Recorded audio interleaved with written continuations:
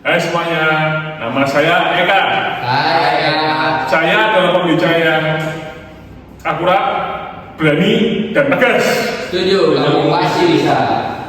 Menurut riset, 8 dari 10 orang itu nggak ngerti tentang pengaturan keuangan, terutama tidak mengerti bagaimana seharusnya beli asuransi, bagaimana alokasi investasi, dan bagaimana mengatur uang mereka sendiri.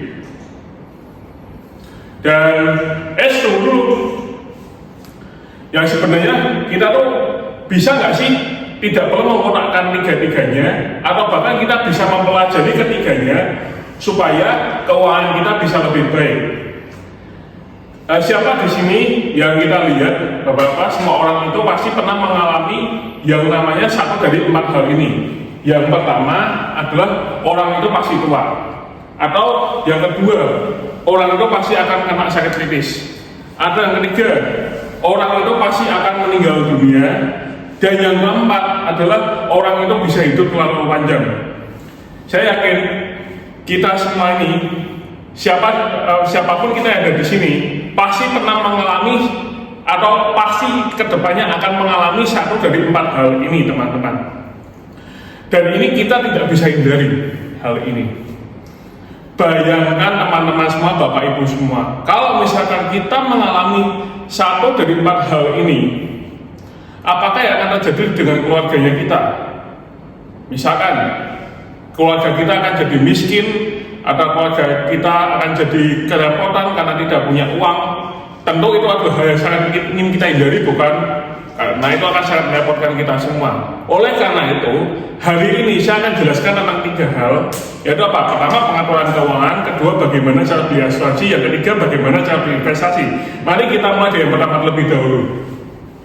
Oke, bisa dilihat di sini teman-teman, bahwa kalau kita misalkan punya income, itu alokasinya seperti ini sebenarnya.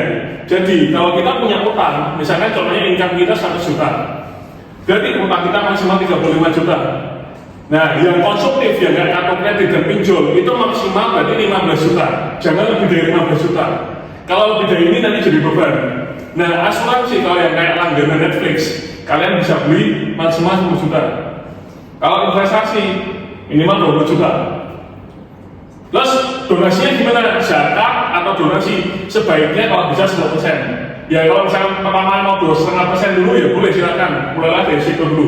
Kecil-kecil lama-lama akan jadi bukit. Dan yang terakhir, biaya hidup itu kita pakai alokasi 25%. Ini pengaturan keuangannya. Dan yang kedua adalah bagaimana kita mengatur perencanaan pembelian asuransi. Jadi level pertama itu ada yang namanya kita beli BPJS atau jam sostek. Yang kedua, kita beli dulu level proteksi income. Ini ada 3 kategorinya. Pertama adalah untuk penyakit kritis, kedua kecelakaan, ketiga cedera total. Yang ketiga adalah baru beli asuransi kesehatan yang fasilitas. Yang keempat, kita beli untuk jangka tujuan keuangan, misalnya apa? Dana pensiun, dana pendidikan. Baru yang terakhir, kita beli untuk perencanaan waris, yaitu apa? Asuransi jiwa. Dan yang terakhir adalah bagaimana kita mengalokasikan investasi. Ada yang namanya investasi matrix. Dan setiap orang itu pasti punya 3 macam tipe pengendali risikonya. Pertama, ada yang konservatif, yang takut uangnya hilang.